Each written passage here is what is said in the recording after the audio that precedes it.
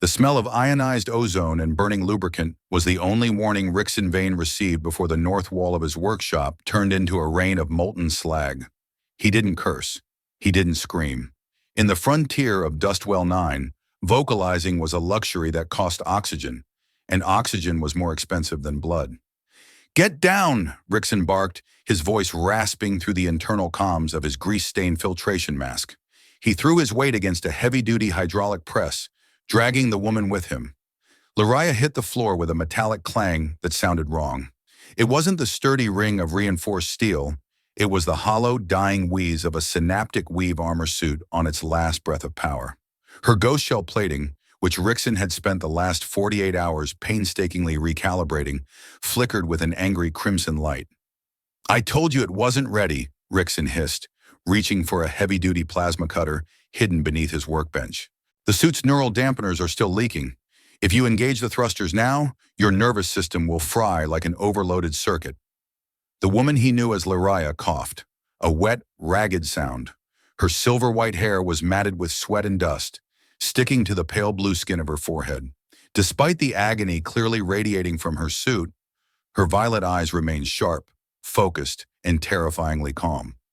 "They are not here for the suit, Ryxen," she whispered, her voice carrying an edge of authority that felt like a blade against his throat. "They are here for the biological component." Through the settling dust of the explosion, 3 figures stepped into the workshop. They moved with the synchronized grace of high-end combat droids, but the fluid motion of their limbs suggested something far worse. Hegemony seekers.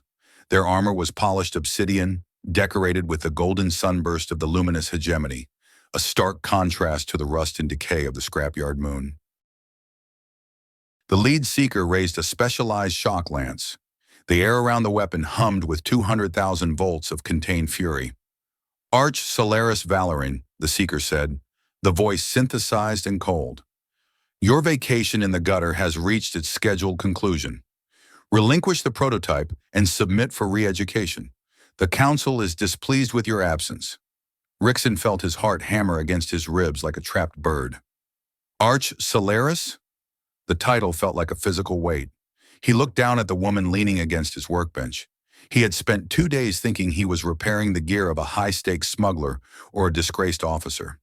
He hadn't realized he was holding the hand of the woman who ruled 700 star systems. "You lied to me," Ryxen muttered, his fingers tightening around the grip of his plasma cutter. "I omitted," Lariah countered, pushing herself upright. The effort caused her armor to emit a shower of sparks. Her left leg, reinforced by Ryxen's makeshift struts, shook violently. "But I paid for the repairs, didn't I?"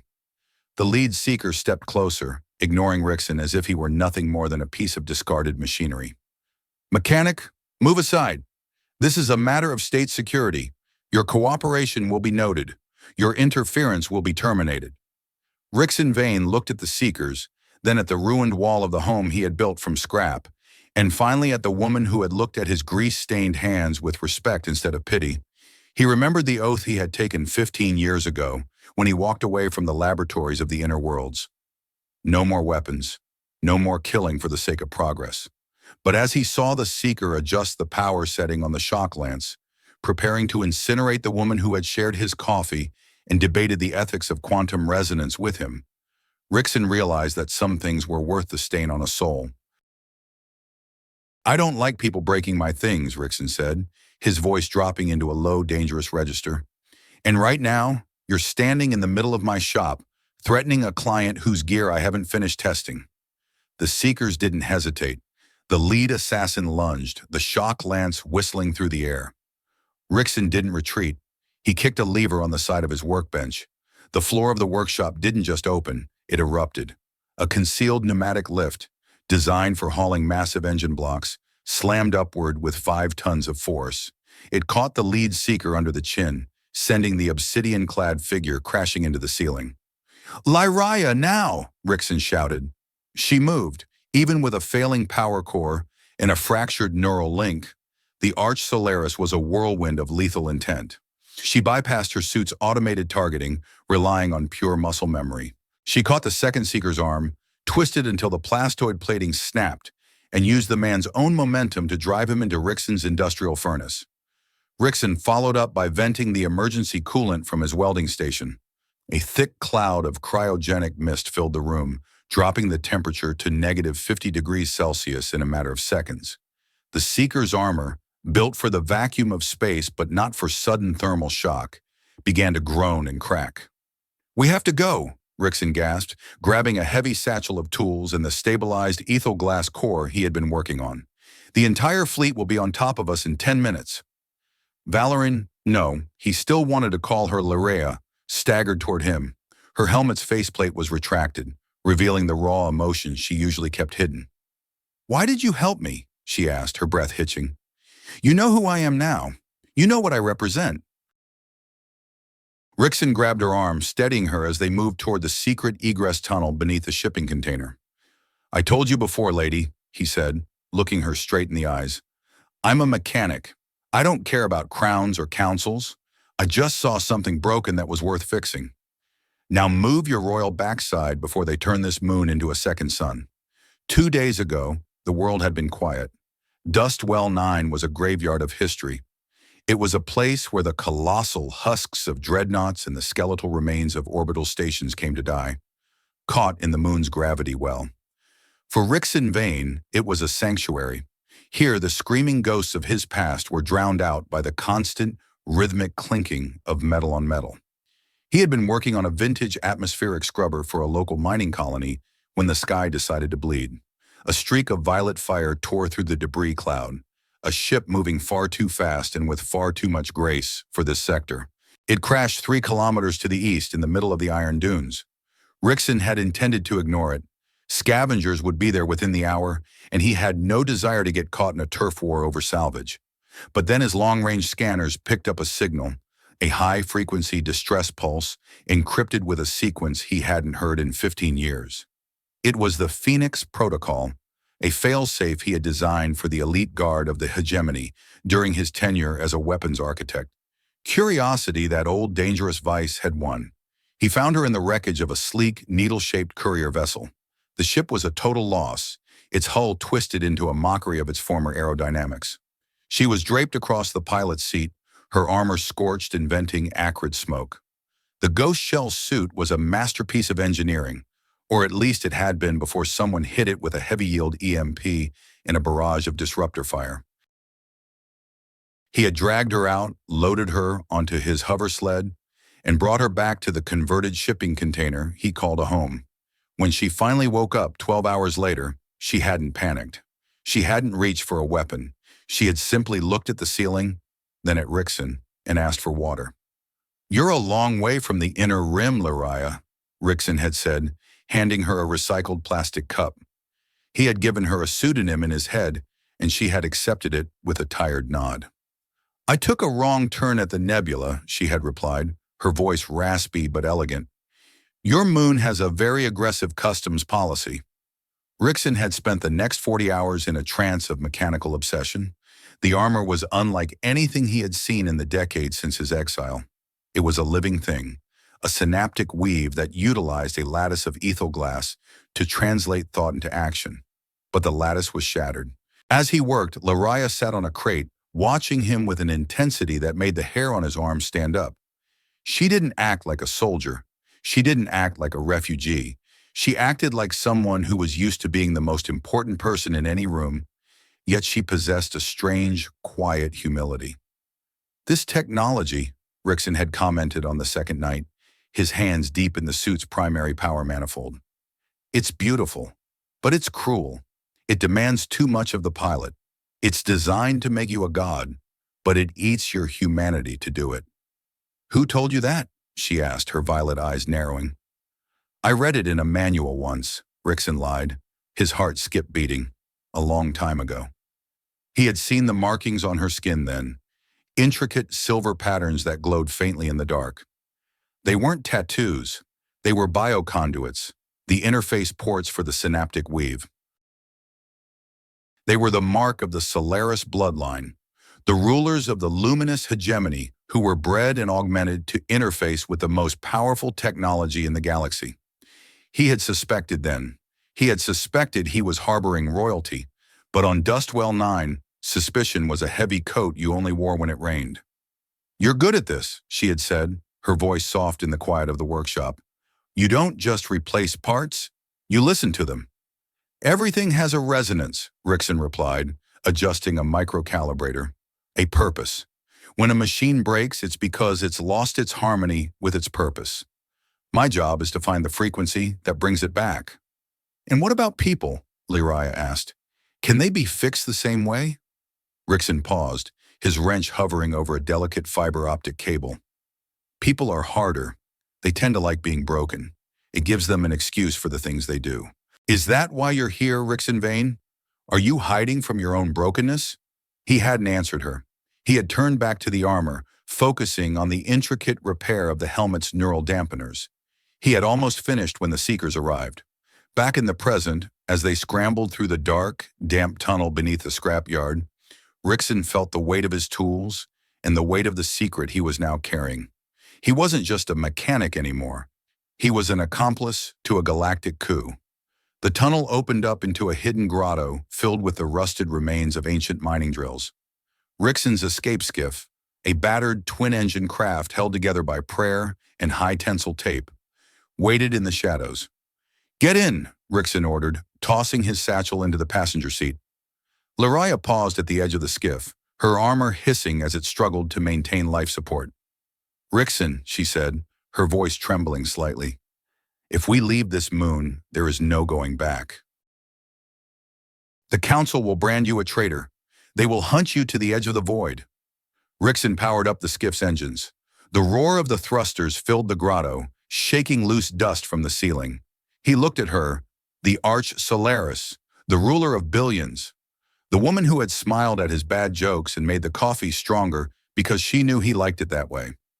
"I've been a ghost for 15 years, Lyraya," he said, a grim smile touching his lips. "I think it's time I reminded the universe that I'm still here." As the skiff tore out of the grotto and surged toward the debris-choked sky, Ryxen Vane didn't look back at the life he was leaving behind. He looked forward, at the stars he had once tried to forget, and realized that for the first time in his life, he wasn't just fixing a machine. He was fixing the future. The ascent from Dustwell 9 was not a smooth glide into the heavens. It was a desperate, rattling crawl through a graveyard. Above the moon sat the Ring of Sorrows, a dense, spinning belt of orbital debris composed of shattered warships, dead satellites, and the frozen remains of 1,000 failed dreams. To most pilots, it was a suicide run. To Ryxen Vane, it was just another day at the office. "Hold on to your teeth, Lyraya," Ryxen grunted, his fingers dancing across a control panel that was more exposed wiring than interface. "This old girl doesn't have inertial dampeners. You're going to feel every newton of this." He slammed the twin throttles forward. The skiff, a modified hauler he dubbed the Cinderbird, screamed in protest. The engines, fueled by a volatile mixture of refined scrap plasma and desperation, flared a bright, angry orange. They were pushed back into their seats by 3 Gs of uncompensated force. Beside him, Valerin, the woman he still struggled to address as an empress, clenched her jaw. Her ghost shell armor was whining, a high-pitched electronic keening that indicated the neural feedback was hitting critical levels. "The sensors are blind," she shouted over the roar of the atmospheric friction. "How do you intend to navigate the debris field?" "I'm not using sensors," Ryxen yelled back, banking the skiff hard to the left as a jagged piece of a colonial cruiser's hull whizzed past their canopy, missing them by less than 20 meters. "I'm using the resonance. Every hunk of slag up here has a magnetic signature. If you listen to the static in the comms, you can hear them coming." He yanked the yoke, and the skiff performed a gut-wrenching barrel roll through a cloud of frozen coolant crystals. It was a maneuver that would have stripped the wings off a standard hegemony interceptor. But the Cinderbird was built from the same junk it was currently flying through. It was at home in the chaos. 2 obsidian-clad seeker ships emerged from the haze behind them. They were sleek, expensive, and utterly out of their element. Their sophisticated targeting computers were struggling to lock onto a target that moved with the erratic, jagged rhythm of a falling leaf. "They're locking on," Valerin warned, her violet eyes flashing as her suit tried to interface with the skiff's primitive computer. "They are preparing to fire a localized EMP pulse. Ryxen, if that hits us, we are dead space scrap." Not today, slagheads, Ryxen muttered, his voice a low growl. He reached into his satchel and pulled out a small palm-sized device that looked like a tangled knot of copper wire and glowing blue glass. It was a kinetic decoupler, a piece of tech that shouldn't have existed. He'd spent 3 years perfecting it using the scraps of a fallen Stargate. "What is that?" Valerian asked, her breath coming in ragged gasps as the neural strain of her suit intensified. "A little something I call the static grenade," Ryxen said. "It doesn't blow things up. It just tells physics to take a 5-minute break." He jammed the device into the skiff's primary exhaust manifold and hit the override switch. For a heartbeat, the world went silent. The orange flare of the engines vanished, replaced by a ripple of translucent blue energy that expanded outward like a stone dropped into a still pond. The EMP pulse from the Seekers hit the ripple and simply dissolved. The two hegemony ships, caught in the wake of the decoupler, suddenly lost all momentum. Their engines didn't fail. They simply ceased to interact with the vacuum of space. They tumbled backward into the debris field, spinning helplessly like discarded toys. "We're clear," Ryxen breathed, his shoulders sagging as the Cinderbird punched through the last layer of the debris belt and into the cold, silent void of deep space. He didn't celebrate. He immediately turned his attention to the woman beside him. Valerian had collapsed forward, her forehead resting against the cracked glass of the dashboard. The silver markings on her arms were pulsing with a sickly, erratic light, and the ghost shell suit was venting a thick, oily smoke from the neck seals. "Lyria?" He reached out, his grease-stained hand trembling as he touched her shoulder. "Valerian, talk to me." I am here," she whispered, her voice barely audible over the hum of the life support. "The feedback. The Seekers used a disruptor frequency. It's scrambling the synaptic weave. It's trying to rewrite my nervous system, Ryxen." He didn't hesitate. He knew the internal architecture of that suit better than anyone alive, because he was the one who had written the original safety protocols for the prototype 15 years ago. Protocols the hegemony had clearly stripped away to increase combat efficiency. "I have to cut the link," he said, reaching for his toolkit. "It's going to hurt like hell." "Do it," she commanded, her eyes snapping open, filled with a raw, terrifying pain. Better to feel the fire than to lose the mind. Ryxen pulled a specialized sonic shear from his belt. He had to be precise. 1 millimeter too deep, and he'd sever her spinal cord. 1 millimeter too shallow, and the feedback loop would continue until her brain turned to ash. He worked with the focus of a man who had spent a lifetime fixing broken things, but his heart was screaming. He wasn't just working on a machine anymore. He was working on the only person who had ever made him feel like more than a ghost in a scrapyard. He found the primary neural node at the base of her skull. It was glowing a fierce, angry violet. He set the sonic shear to a frequency of 420 kilohertz and pressed it against the plate. "Brace yourself," he whispered. Valerian screamed, a sound of pure, unadulterated agony that echoed through the small cabin of the skiff. Her body buckled, her muscles locking in a violent spasm. Sparks erupted from the suit's joints, and for a terrifying 10 seconds, Ryxen thought he had killed her. Then with a final, dying hiss, the suit went dark. The silver markings on her skin faded to a dull gray, and her body went limp in the seat. Ryxen caught her, pulling her against his chest. Her skin was burning hot, her pulse racing at over 180 beats per minute. He grabbed a thermal blanket and wrapped it around her, his mind racing through a dozen different medical contingencies. "You're okay," he murmured into her silver hair, his voice cracking. "You're okay? I've got you." They drifted in the silence of the void, 2 billion kilometers from the nearest civilized world, aboard a ship made of trash, carrying the most powerful woman in the galaxy. Ryxen Vane looked out at the distant stars, and for the first time in a very long time, he felt the crushing weight of the future. He had fixed her armor, but in doing so he had broken the only peace he had ever known. But as he felt her shallow breath against his neck, he knew he would do it again. Not for the hegemony, not for the empire, but for the woman who saw a person in the man who saw only scrap. The refuge was not a planet or a moon, but a hollowed-out asteroid known in the underworld as the Iron Lung. It was a massive, rotating hunk of nickel and iron that had been converted into a neutral station for the empty V-dwellers. Smugglers, exiles, and those who simply wanted to be left alone by the high riders of the inner systems. Ryxen maneuvered the Cinderbird into a darkened docking bay on the asteroid's southern pole. The landing was rough, the magnetic clamps groaning as they struggled to hold the skiff's irregular hull. He carried Valorine out of the ship. She was conscious now but weak, her movements slow and deliberate. He had managed to strip the heavy outer plating of her ghost shell, leaving her in the black, skin-tight bodysuit that housed the synaptic weave's base layers. "Can you walk?" he asked, his arm firmly around her waist. "I can manage," she said, though her pale blue skin was still translucent with exhaustion. "Where are we, Ryxen? This place smells of old grease and forgotten things." "Home sweet home," Ryxen muttered. "Welcome to the Iron Lung. It's the only place in 3 sectors where the hegemony's credits don't buy you a seat at the table." He led her through a series of dimly lit corridors, past humming air scrubbers that sounded like they hadn't been serviced in 50 years. They encountered a few other residents, a 4-armed Thraxian engineer, a human scavenger with a cybernetic eye. But no one looked twice at them. In the Iron Lung, minding your own business was the only law that mattered. He brought her to a small, secure apartment tucked behind a massive hydrogen tank. It was cramped, filled with half-finished gadgets and stacks of technical manuals, but it was safe. "Sit," Ryxen ordered, gesturing to a worn leather chair that had been salvaged from a long-lost luxury liner. "I need to run a diagnostic on your biosigns." Valorine sat, her head falling back against the headrest.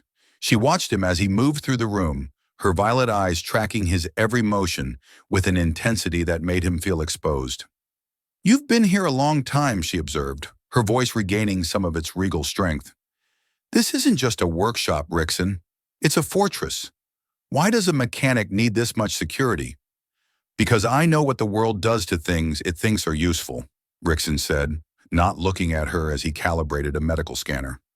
"Once people find out you can fix what's broken, they start bringing you things that should stay shattered."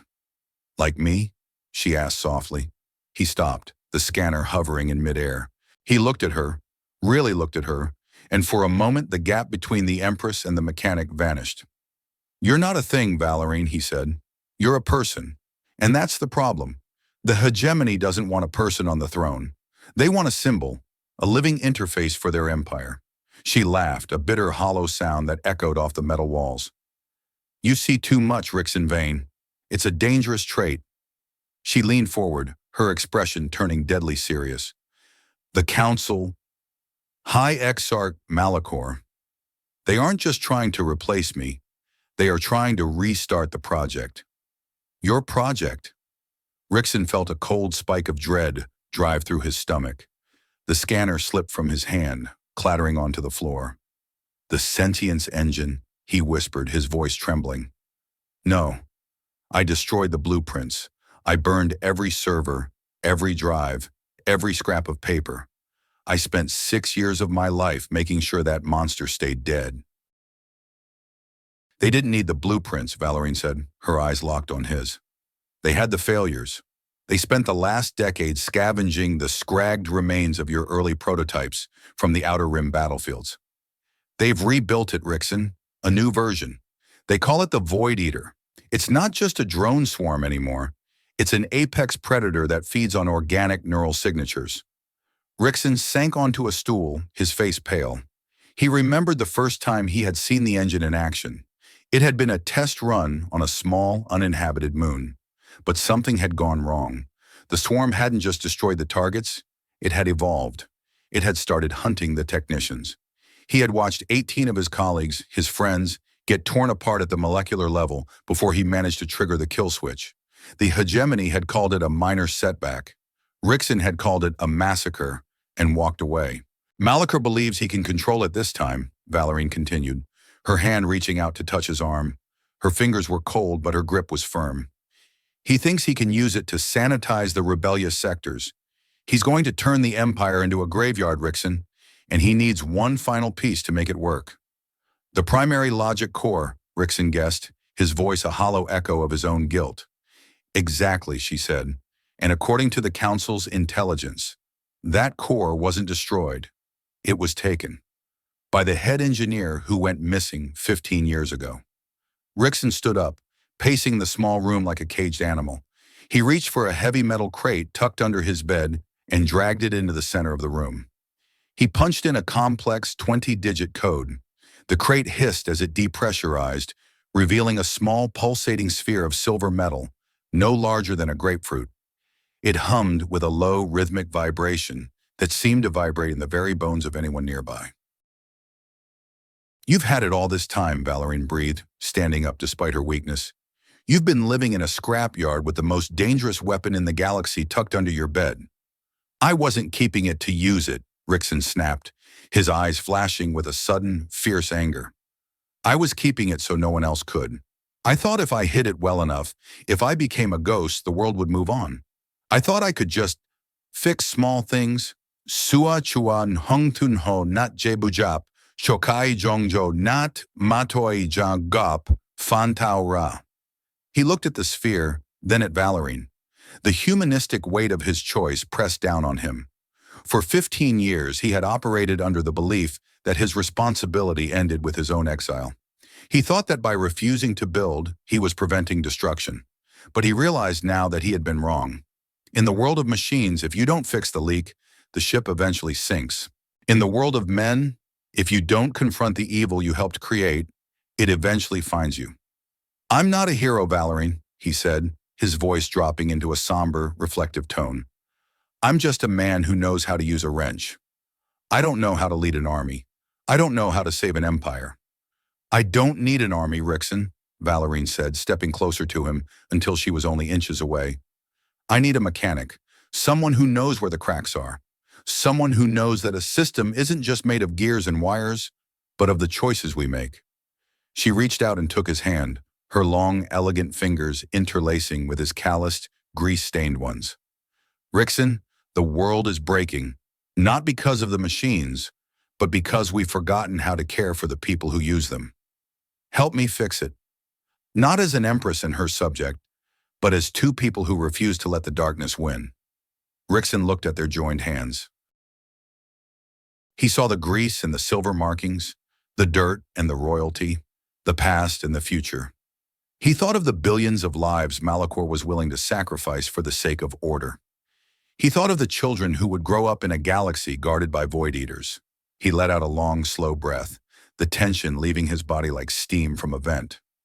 "I'm going to need a lot more than 47 ships," he said, a small, tired smile touching his lips. "And a hell of a lot of coffee." Valerian laughed, a genuine warm sound that filled the cramped apartment and made the shadows seem a little less deep. "I think we can arrange that, Chief Engineer Vane." They spent the next 6 hours working, not on a suit of armor, but on a plan. Ryxen disassembled the primary logic core, not to activate it, but to map its vulnerabilities. He showed Valerian the hidden backdoors he had built into the original code, the moral overrides he had hoped would never be needed. As the night cycle of the Iron Lung began, and the station's lights dimmed to a soft amber hue, they sat together amidst the tools and the blueprints. "Tell me, Ryxen," Valerian said, leaning her head against his shoulder, "when this is over, when the council is gone and the engine is truly destroyed, what happens to the mechanic?" Ryxen looked at the small window of the apartment, which showed a tiny flickering view of the distant nebula. "I think the mechanic is going to retire," he said quietly.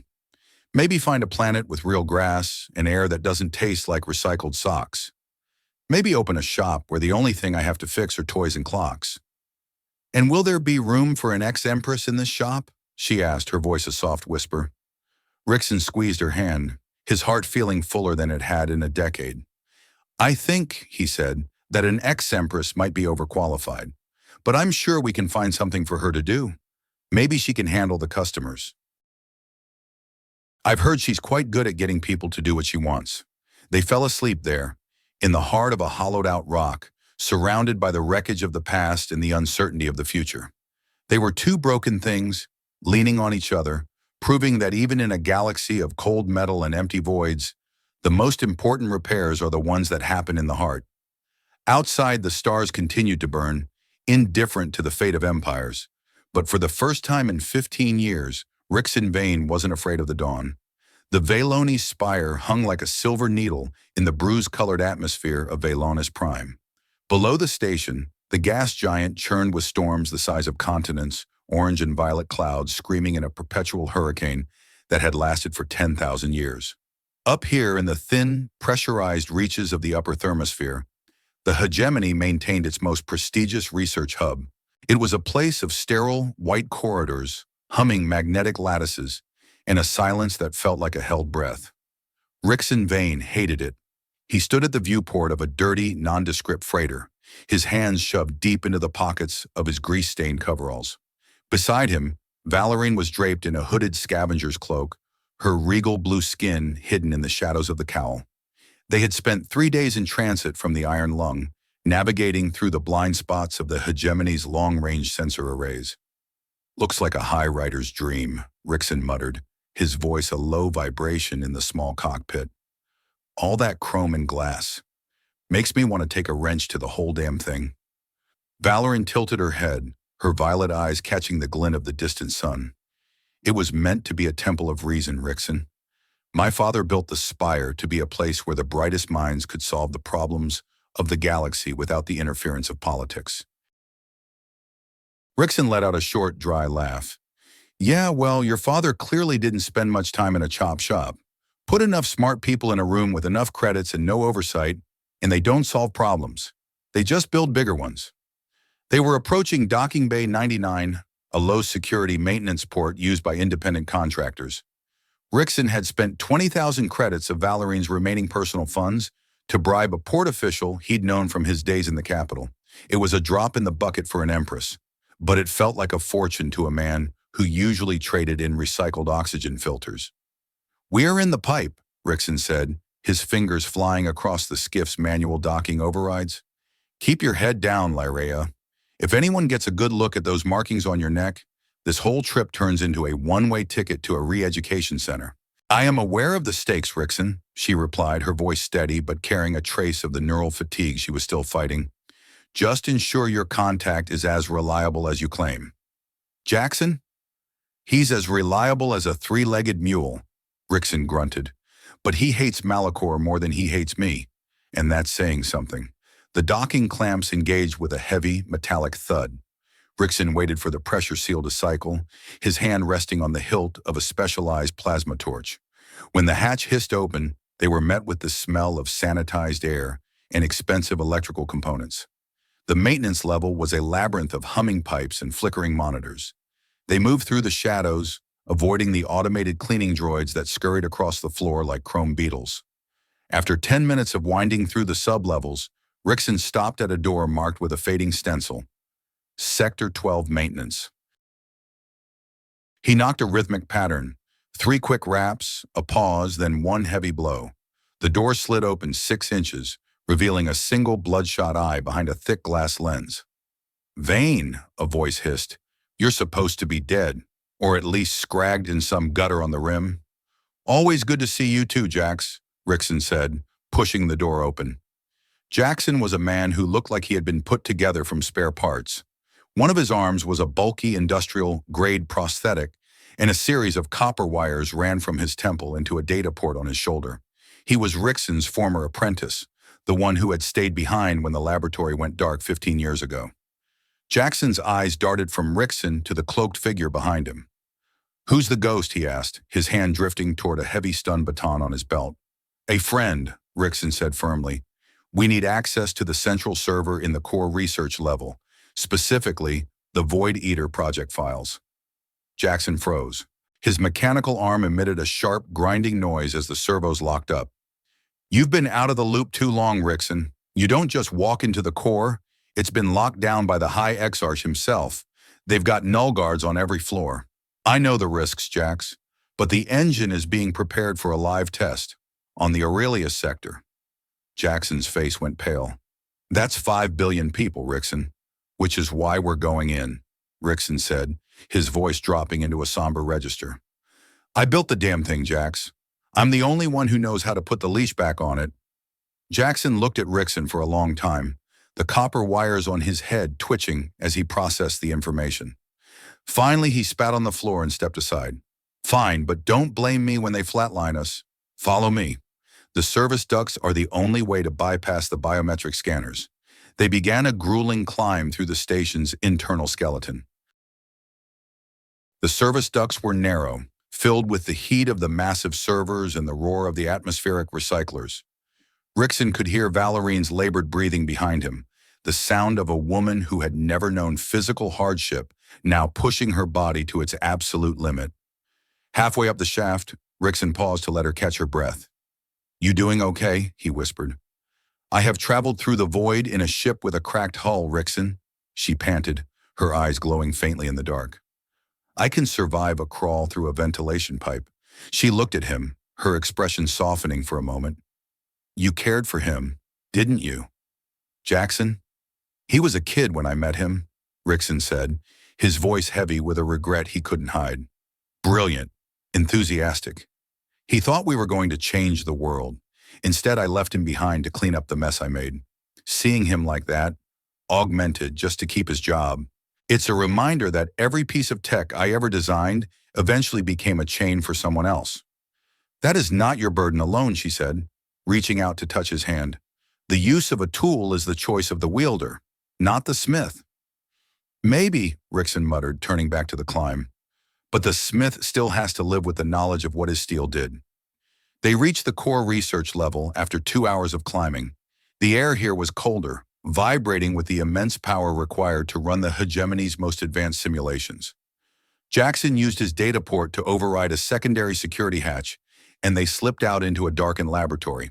The room was filled with transparent cylinders, each containing a fragment of the Void Eater swarm.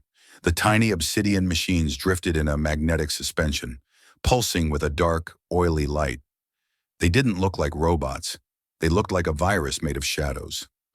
"My God," Ryxen whispered, approaching one of the tanks. "They've integrated the ethel glass directly into the hive mind. It's not just eating matter anymore. It's consuming the local space-time fabric to fuel its replication." He moved to the central console, his fingers flying across the holographic interface.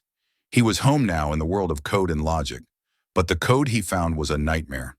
"The virus won't work," he gasped, his eyes wide with horror. "What?" Valerian asked, stepping up beside him. "You said the primary logic core could override the swarm." "It could if they were still using the original architecture," Ryxen said, his voice shaking. "But Malachor, he's rewritten the fundamental laws of the hive. He's added a biological layer. The swarm isn't just listening to the core, it's listening to him." "How?" "Through a synaptic bridge," Ryxen said, looking at her with a terrifying realization. "The same tech that runs your armor, Valerian. But instead of a suit, he's linked his own consciousness to the swarm. He is the Void Eater." Suddenly, the lights in the laboratory flared a brilliant, blinding white. "How perceptive of you, Chief Engineer Vane," a voice boomed from the overhead speakers. It was a voice Ryxen recognized, the smooth, cultivated tone of High Exarch Malachor. "I always said you were the most brilliant mind the Empire ever produced. A pity you lacked the stomach for the greatness you created." A hidden door at the far end of the lab slid open. A dozen Null guards stepped through, their obsidian armor gleaming. Behind them walked a man in ornate golden robes, his face a mask of cold, intellectual arrogance. He was flanked by 2 figures that made Ryxen's blood run cold. They were human, or they had been once. Now their skin was a lattice of black metal and glowing violet veins. Their eyes were gone, replaced by the multifaceted lenses of the Void Eater swarm. They moved with a jerky, unnatural rhythm, their limbs twitching as if they were being controlled by an invisible puppeteer. "The perfected," Malachor said, gesturing to the abominations. "A fusion of man and machine. No hunger, no fear, no dissent. Only the singular will of the hegemony." Valerian stepped forward, her hood falling back to reveal her royal markings. "Malachor, stop this madness. This is a violation of every law the Solaris bloodline ever established. You are turning our people into monsters." "The Solaris bloodline is a relic of a dying age, Valerian," Malachor said, his eyes narrowing. "You speak of laws while our empire crumbles under the weight of its own diversity. The Void Eater is the solution. It is the final piece. And you are going to help me finalize the calibration." The Null guards raised their weapons. "Bug out," Ryxen hissed to Jackson, But it was too late. One of the perfected lunged with a speed that defied human biology. It caught Jackson by the throat, lifting the heavy man into the air as if he weighed nothing. The black metal on the creature's arm began to flow like liquid, creeping onto Jackson's skin. "Ryxen!" Jackson screamed, his mechanical arm sparks as it tried to fight back. "Kill me! Don't let them!" A single violet bolt of energy erupted from Malakor's hand, striking Jackson in the chest. The man's body went limp, the silver transformation accelerating until he was nothing more than a statue of obsidian and glass. Ryxen felt something inside him snap. It wasn't the cold, calculated anger of an engineer. It was the raw, primal fury of a man who had seen his past destroy his future one too many times. He didn't reach for a wrench. He reached for the primary logic core in his satchel and slammed it into the central console. "If you want the soul of this machine, Malakor," Ryxen roared, "come and take it." The explosion wasn't one of fire, but of data. When Ryxen forced the primary logic core into the console, it was like dropping a white-hot coal into a pool of liquid nitrogen. The core was a piece of the original, uncorrupted soul of the machine, and it did not recognize the mutated, biological horror Malakor had built.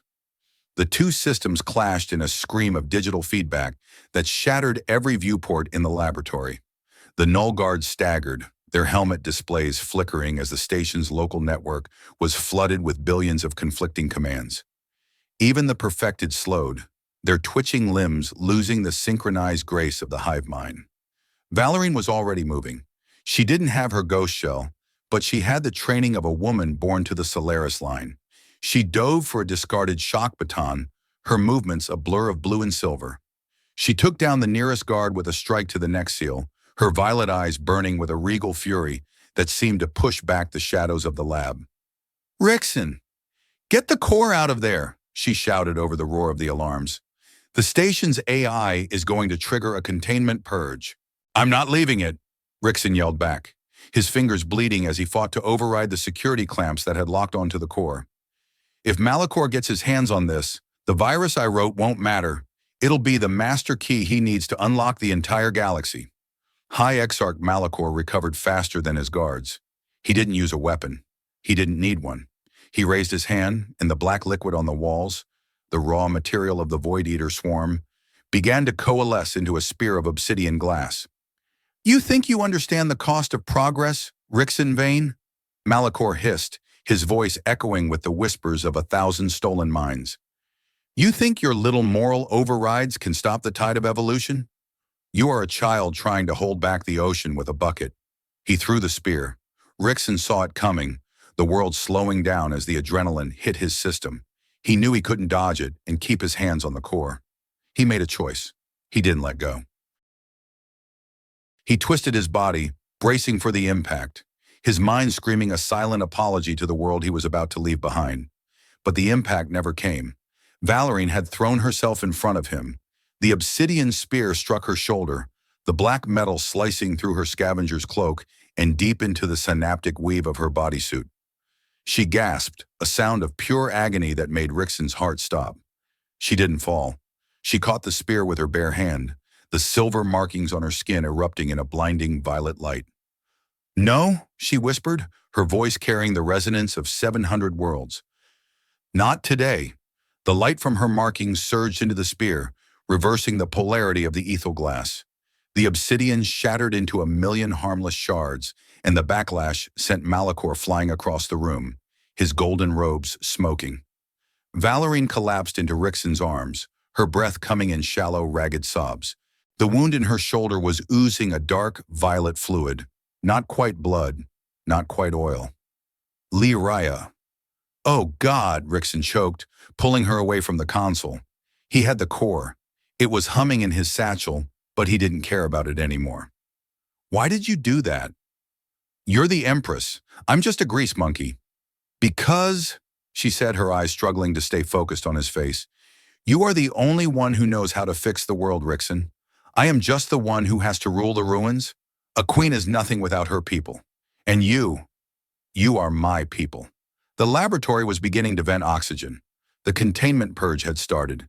The air was filled with the scream of rushing wind and the scent of ozone. We have to move, Ryxen said, his voice cracking with emotion.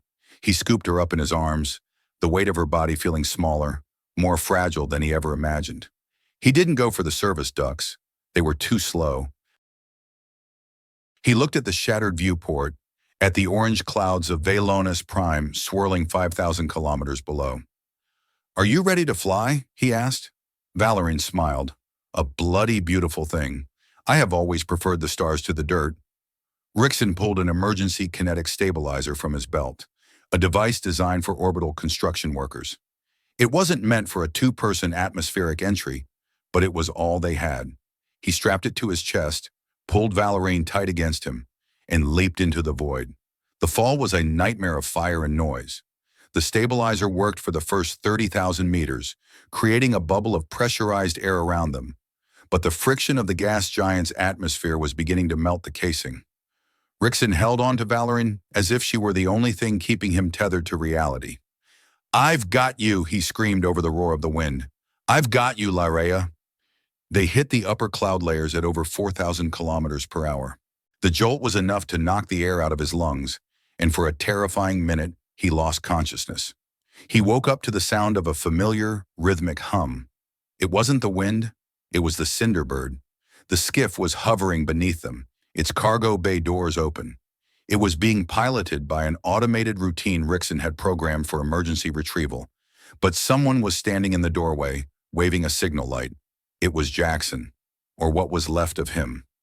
His body was almost entirely covered in the black obsidian of the Void Eater, but his one human eye was clear, focused on Ryxen. He was holding the ship steady through sheer, agonizing will, fighting the hive mind that was trying to claim him. Ryxen slammed into the cargo bay floor, rolling with Valerian as the gravity plating caught them. Jackson! Ryxen gasped, scrambling to his feet. The apprentice didn't look back. He was staring at the Valoni's spire above them, which was now crawling with the black swarm of the Void Eater. Go, Ryxen, Jackson whispered, his voice a distorted mechanical growl. I can hold them off. I can confuse the signal for a little while.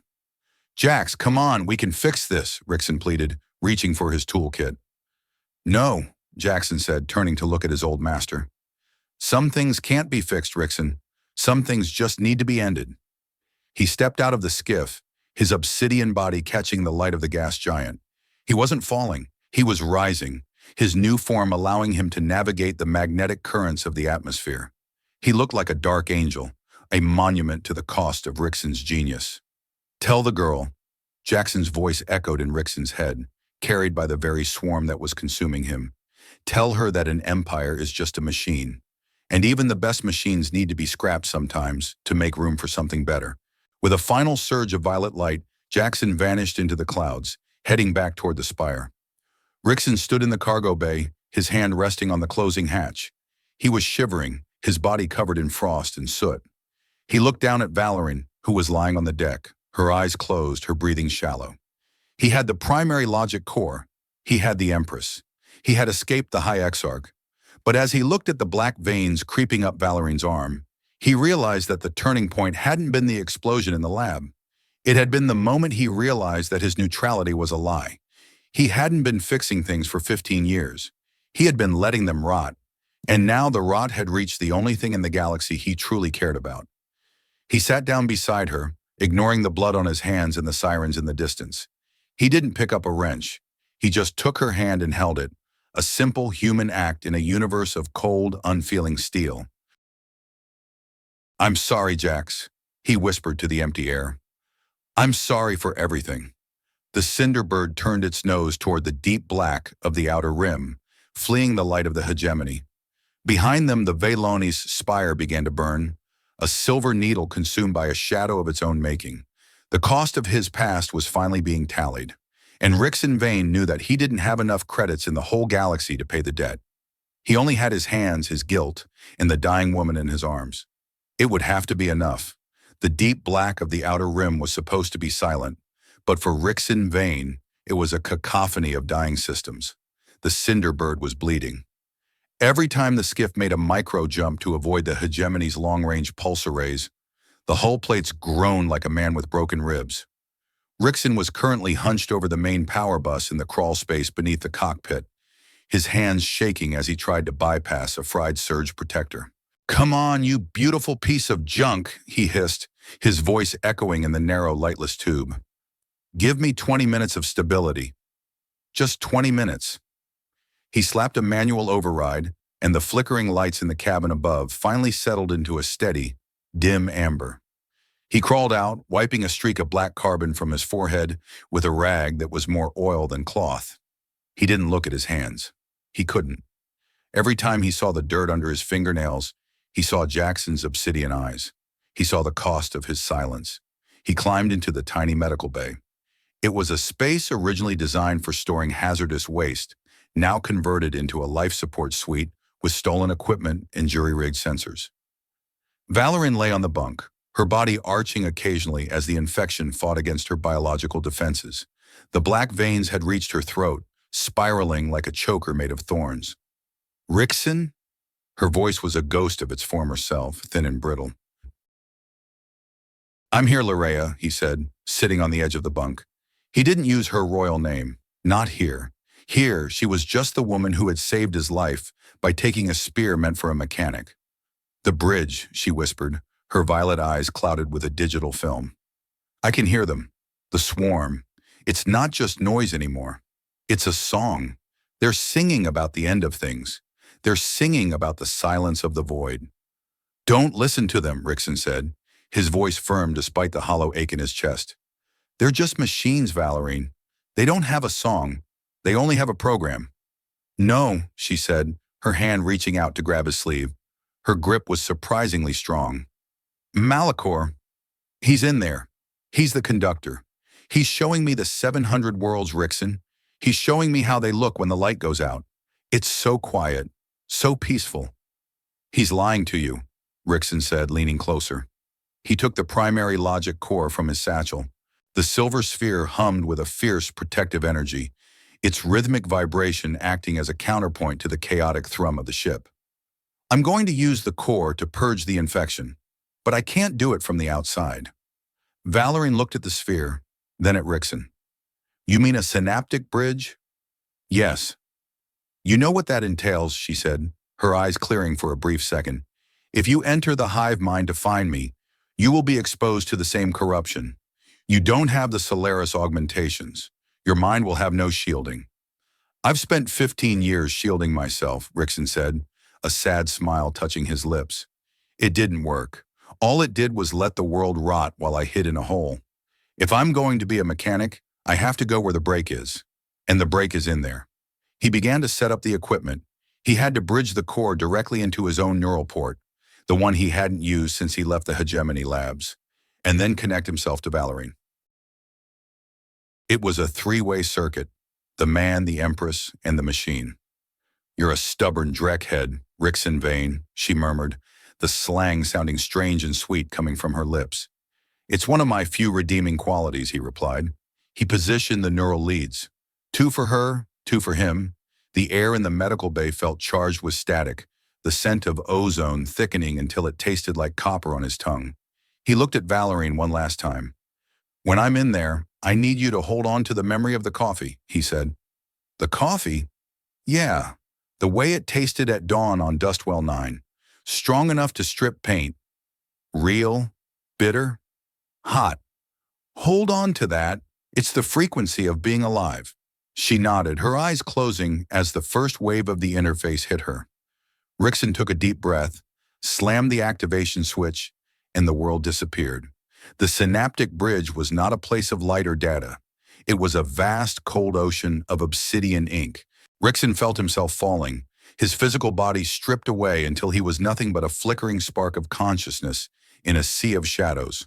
The noise was deafening. It wasn't sound, but a relentless tide of information. Billions of subroutines, targeting vectors, and replication cycles screaming for attention. This was the mind of the Void Eater. It was a beautiful, terrifying clockwork of destruction. "Ryxen!" a voice boomed, echoing through the ink. It was Malachor, but he sounded like a god. Ryxen ignored him. He looked for the violet light. He looked for the frequency of the coffee. He found her at the center of a swirling vortex of black glass. Valérine was suspended in the void, her silver markings glowing with a frantic, dying energy. The obsidian vines were wrapping around her heart, each one a different regret, a different burden of the empire she carried. "Lyria!" Ryxen shouted, his mind pushing through the digital sludge. She didn't hear him. She was staring at a vision of the Solaris Palace in flames, her people screaming as the swarm descended. "It's my fault," she was whispering to the shadows. "I was the one who authorized the research. I was the one who wanted to protect them. I built the cage that became their grave." "No!" Ryxen roared, throwing himself into the vortex. He grabbed her, his consciousness wrapping around hers like a protective shell. "It's not your fault. It's our fault. We tried to build a future out of fear, Valérine. We tried to automate peace because we didn't trust ourselves to be human." Malachor appeared then, his form towering over them, a titan of black metal and golden ego. "You are so small, Ryxen Vane. You speak of humanity as if it were a virtue. It is a bug in the code, a flaw that leads to war, to decay, to death. The Void Eater is the patch. It is the final version." Ryxen felt the obsidian vines beginning to creep onto his own mind. He felt the temptation of the silence. It would be so easy to stop fighting, to let the guilt go, to become a gear in a perfect, unfeeling machine. But then he remembered the smell of the dust. He remembered the weight of the wrench in his hand. He remembered the way Valérine looked when she was arguing about quantum mechanics, her face flushed with the simple, messy joy of being wrong. "Humanity isn't a bug, Malachor," Ryxen said, his voice gaining strength as he channeled the power of the primary logic core. "It's the hardware. And you've spent so much time trying to rewrite the software that you've forgotten how to keep the engine running." He didn't try to fight the swarm with force. He did something much more dangerous. He opened the core and released the moral overrides he had written 15 years ago. But he didn't just release them as code. He released them as feelings. He flooded the network with the grief he felt for Jackson. He flooded it with the love he felt for the broken people of Haven's End. He flooded it with the stubborn, irrational hope that things could be fixed. The obsidian ocean began to boil. The Void Eater wasn't designed to process empathy. It was like pouring water into a high-voltage circuit. The system began to scream, not with data, but with a confusion that bordered on pain. "Valérine, now!" Ryxen yelled. She looked at him, the violet light in her eyes flaring with a sudden, fierce clarity. She reached out and grabbed the obsidian vines around her heart, and instead of pulling them away, she fed them her own strength. She didn't try to destroy the swarm. She tried to teach it how to feel. The transformation was agonizing. Ryxen felt his mind being pulled apart, his memories being shredded by the feedback. He saw his father's face, the explosion of the fusion core, the years of hiding in the dirt. He saw every machine he had ever failed to fix, but he didn't let go. He held on to the frequency of the coffee. He held on to the woman in his arms. With a final, shattering roar of digital white noise, the synaptic bridge collapsed. Ryxen woke up on the floor of the medical bay, his nose bleeding and his ears ringing with the sound of 1,000 bells. He scrambled to his feet, his limbs feeling like lead. Valérine.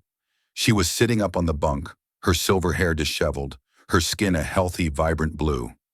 The black veins were gone, replaced by a soft, glowing pattern of violet light that seemed to dance beneath her skin. She looked at her hands, her expression one of utter disbelief. I can still hear them," she whispered. "But they're not singing about the silence anymore." "What are they singing about?" Ryxen asked, his breath coming in ragged gasps. "They're singing about us," she said, looking at him with tears in her eyes. "They're singing about the mechanic who wouldn't let the world go dark. But the moment of peace didn't last." The Cinderbird suddenly lurched to the side, a massive proximity alert screaming through the ship's speakers. "They found us," Ryxen said, his voice turning cold. He ran to the cockpit, Valérine right behind him. He looked out the viewport and felt his heart sink into his boots. Emerging from the nebula was the Invictus Solaris, Malachor's flagship. It was 3 kilometers of gold and obsidian death, flanked by 46 elite hegemony cruisers. They had found the trail. They had come for the core. And this time, There was nowhere left to hide. The bridge of the Invictus Solaris was a cathedral of arrogance. High Exarch Malachor sat in a throne of carved ethel glass, his eyes glowing with a cold, artificial light. He watched the tiny battered skiff through the massive holographic display, a predator watching a wounded bird. "They have the core," he said, his voice a distorted rasp through the ship's internal comms. "And they have the Empress. Do not destroy the vessel. Disable the engines. I want them alive. I want them to witness the end of the old world." Back on the Cinderbird, Ryxen was working the controls like a man possessed. He had the primary logic core plugged directly into the ship's nav computer, using its processing power to calculate 1,000 microjumps a second. It was the only reason they weren't already a cloud of debris. "We can't outrun them, Ryxen," Valérine said, her hand resting on the back of his chair. Her new violet markings were pulsing in time with the ship's erratic heart. "Even with the core, this ship is hitting its thermal limit. We're going to melt the engines before we make it out of the sector." "I'm not trying to outrun them," Ryxen said, his jaw set in a grim line. "I'm trying to get us to the Obsidian Gate." "The gate?" she asked, her eyes wide. "That's a dead star, Ryxen. It's a gravitational singularity. If we get too close, we'll be crushed by the tide." "Exactly," Ryxen said, banking the skiff as a barrage of plasma fire illuminated the void around them. "The Invictus is too big to follow us into the gravity well. If we can get close enough to the event horizon, we can use the time dilation to buy ourselves enough processing time to upload the moral override to the entire fleet." "That's suicide," Valérine said. "The skiff will disintegrate before the upload finishes." "Maybe," Ryxen said, looking at her. "But it's the only way to fix the system, Valérine. We can't just patch the Void Eater. We have to give it a soul, and that requires a sacrifice." She looked at him for a long moment, the chaos of the space battle reflected in her violet eyes. She didn't see a mechanic or a subject. She saw a man who had spent his life fixing the small things while the big things burned, and who was finally ready to put himself in the fire to stop the flames. "I will not let you go alone," she said. "I didn't think you would," he replied. The Cinderbird dove toward the black, swirling maw of the Obsidian Gate. The space around the dead star was warped and twisted, a kaleidoscope of light and shadow. The skiff began to shake violently, the hull plates screaming as the gravity began to pull at the molecular level. Behind them, the Invictus Solaris hesitated. The massive ship was already starting to groan under the gravitational strain, its golden shields flickering as they fought the immense pressure of the singularity. "They're slowing down," Valérine shouted, her hands flying across the tactical display. "They're holding position at the edge of the well." Ryxen ignored her. He was focused on the core. He had his neural leads connected again, his mind acting as the final bridge between the silver sphere and the ship's transmitter. Malachor's voice suddenly filled the cabin, overriding their comms. "You are fools! You would destroy yourselves for a galaxy that has already forgotten you? You think your humanity will survive the crush of a black hole? There is nothing down there but entropy." "Entropy is just another word for a clean slate, Malachor," Ryxen yelled into the comms. "And I've always been good at working with scrap." He triggered the upload. The Cinderbird was now glowing white-hot, the friction of the warped space-time igniting the atmospheric gases trapped in the hull. Ryxen felt his mind being pulled in two directions, down into the singularity and up into the fleet.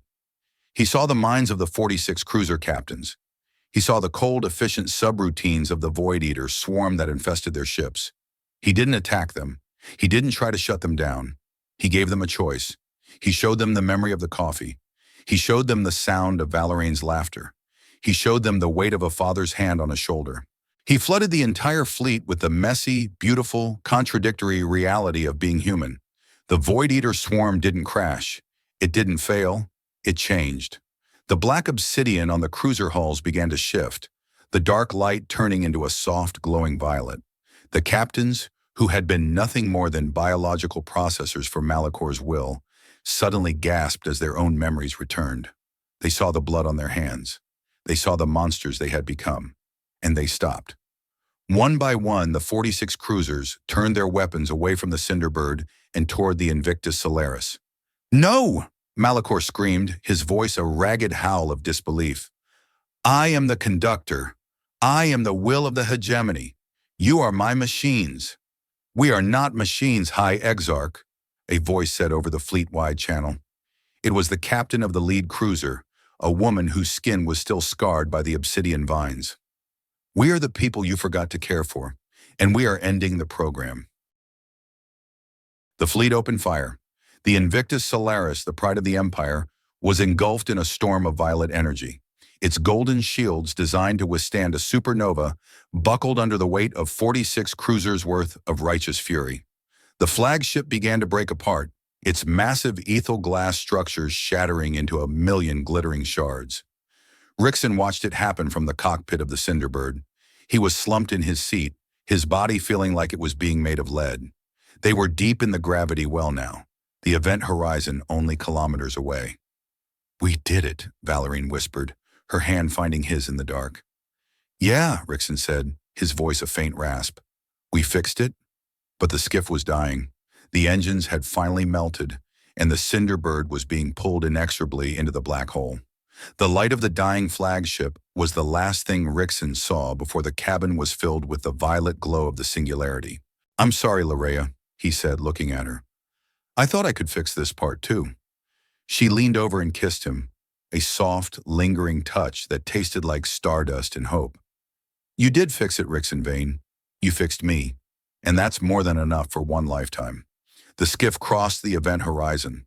The world didn't end in fire or pain. It ended in a sudden, profound silence. Ryxen felt the weight of his guilt vanish. He felt the cold of the void turn into a warm, gentle light.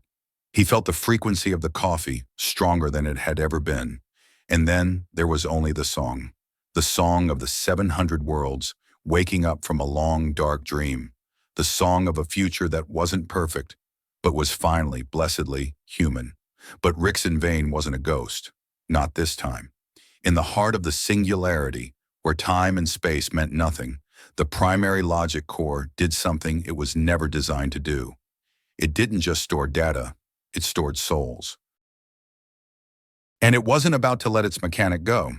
The silver sphere flared with a final, blinding light, and the Cinderbird, against all the laws of physics, began to rise. It wasn't being pulled, it was being pushed. Pushed by the collective will of the 46 cruisers, who were using their new synaptic links to project a field of pure, kinetic energy into the black hole. They weren't letting their mechanic die. They weren't letting their empress go. They were bringing them home. The skiff erupted from the obsidian gate like a phoenix from the ashes, its hull scorched but intact. Ryxen and Valérine clung to each other as the skiff stabilized in the quiet void, surrounded by a fleet of ships that no longer looked like obsidian monsters. They looked like stars. Ryxen looked at Valérine, his eyes wet with tears. I guess I'm not retiring just yet," she laughed, a sound of pure joy that echoed through the small cabin. "No, Ryxen Vane. I think we have a lot of things left to fix." He reached for a wrench that had fallen to the floor, his fingers tracing the familiar metal. He looked out at the fleet, at the Empire, at the future. It was a mess. It was broken. It was beautiful. And he couldn't wait to get started. The silence that followed the destruction of the Invictus Solaris was not the empty, sterile quiet of the vacuum. It was a heavy, resonant thing, vibrating with the echoes of 1,000 liberated minds. Around the scorched and battered hull of the Cinderbird, the 46 cruisers drifted like silent sentinels, their gold and obsidian surfaces now shimmering with a soft, pulsing violet light. The Void Eater swarm, once a weapon of absolute entropy, was now a dormant sea of stars, waiting for a command that was no longer a threat. Inside the cockpit, Ryxen Vane didn't move for a long time. His hands were still clamped onto the manual steering yoke, his knuckles white and trembling. Blood from a gash on his temple had dried in a dark streak down his cheek, and the smell of ozone and burnt insulation was so thick he could taste it. "We're still here," Valérine whispered.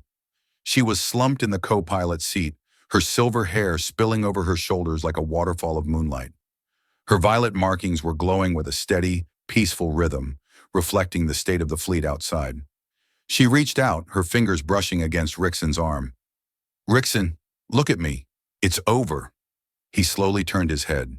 His eyes were bloodshot, filled with a mixture of exhaustion and a lingering, haunting grief. He looked at her, then out at the fleet, and then down at the primary logic core sitting in the center console.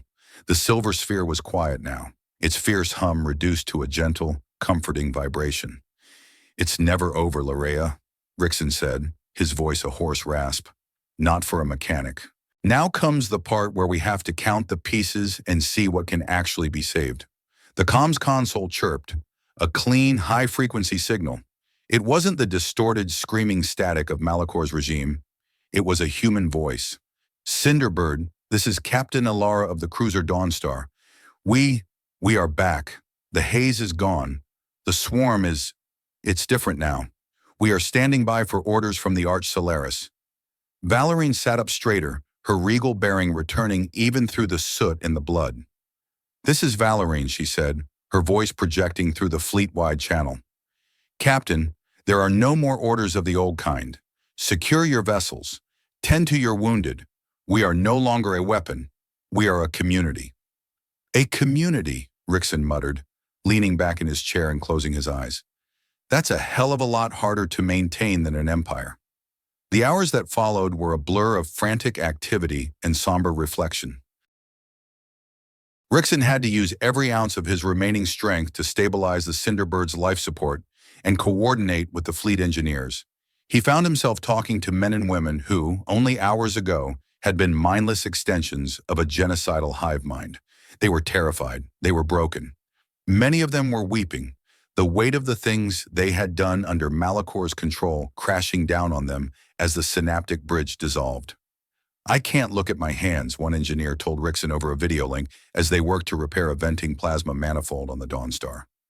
"I can still feel the way the swarm moved when we hit the Aurelius sector. I can still hear the screams." Ryxen paused, his wrench hovering over a thermal coupler. He looked at his own hands, scarred, grease-stained, and shaking. "Listen to me, kid," Ryxen said, his voice firm but compassionate. "You weren't the one pulling the trigger. You were a part of the machine, but the machine is dismantled now. The only thing you can do for the people we lost is to make sure the next thing you build is worth their memory." "Is that what you're doing?" the boy asked, his eyes red-rimmed through the screen. "I'm trying," Ryxen said. "Every day is a repair job. Some days you fix the engine. Some days you just try to fix yourself so you can pick up the wrench tomorrow." As the fleet began the slow, 3-week journey back toward the heart of the 700 worlds, Ryxen spent most of his time in the Cinderbird's small medical bay. Valorine was recovering, but the violet markings on her skin had become permanent, a living testament to the day an empress and a mechanic rewrote the laws of the galaxy. They talked for hours as the stars crawled past the viewport. They didn't talk about politics or power. They talked about Jackson. They talked about the children of Dustwell 9. They talked about the fact that humanity was not something you achieved, but something you had to choose, over and over again, in the face of the cold and the dark. "I used to think my father's laws were enough," Valorine said one evening, watching the silver markings on her arm pulse in the dim light. "I thought if the structure was strong enough, the people inside would be safe. But a cage is still a cage, even if it's made of gold and reason." "The structure is only as good as the maintenance," Ryxen replied, cleaning a delicate sensor array. "You can't just build a world and walk away, Lareya. You have to be there to hear the creaks. You have to be willing to get your hands dirty when the pipes leak." She smiled at him, a genuine, warm expression that reached her eyes. "You're going to be a terrible advisor, Ryxen Vane. You're going to spend all your time in the sub-basements fixing the heaters. And you're going to be a terrible empress," he countered, "because you're actually going to listen to the people in the sub-basements." They reached Solaris Prime 21 days after the battle at the Obsidian Gate. The capital world was in a state of shock. The news of the High Exarch's fall and the transformation of the fleet had preceded them, sent through the FTL relays by the captains themselves. As the Cinderbird descended through the atmosphere of the Golden World, Ryxen looked out at the sprawling cities and the massive towers of Ethelglass. It was beautiful, but to his eyes it looked like a complex machine that had been running too hot for too long. The council was waiting at the landing pad, the few members who hadn't fled or been arrested by the local militias. They looked small and frightened in their silk robes, clutching their data pads as if they were shields. Ryxen stepped off the skiff first. He was still wearing his grease-stained coveralls. He carried his toolkit in one hand and the primary logic core in the other. He didn't look like a hero. He looked like a man who had a very long shift ahead of him. Valerian followed, her silver hair flowing in the wind of Solaris Prime. She didn't look at the council. She looked at the crowds of ordinary citizens who had gathered at the edge of the landing zone. The cleaners, the technicians, the lowriders who kept the golden world spinning. Citizens of the Solaris line, she began, her voice carrying the resonance of a woman who had seen the edge of the void and returned. The hegemony is dead. Long live the Commonwealth. Ryxen watched her from the shadows of the skiff's ramp. He saw the way the people looked at her, not with the terror they had felt for Malachor, but with a cautious, flickering hope. He looked down at the wrench on his belt. He had spent 15 years thinking that his responsibility ended where his shadow fell. He had thought that by refusing to build, he was preventing destruction. But as he looked at the shattered remains of the old world and the raw, unformed potential of the new one, he realized that a mechanic's job was never really finished. You can't just fix a thing and walk away, he whispered to himself. You have to stay and make sure it keeps running. He felt a hand on his shoulder. It was Jackson. Not the man, of course. Jackson was gone, lost in the clouds of Velonis Prime, but in the violet light of the primary logic core, Ryxen could feel a faint, lingering echo of his apprentice, a flicker of the boy who thought they were going to change the world. We're doing it, Jax, Ryxen murmured, one bolt at a time. 5 months had passed since the day the Cinderbird had limped home to Solaris Prime. The transition from the luminous hegemony to the Solaris Commonwealth had been anything but smooth. There had been riots in the mining sectors, power vacuums in the administrative hubs, and 1,000 smaller crises that required the attention of the new government. But today, for the first time in his life, Ryxen Vane felt like he could breathe. He wasn't in the High Council chamber, and he certainly wasn't wearing the ceremonial robes they had tried to foist upon him as the grand architect of the Commonwealth. Instead, he was 300 meters below the surface of the capital, in the heart of the central atmospheric processing plant. The air was thick with the smell of heavy lubricants and the rhythmic thrum of massive turbines. This was his kingdom.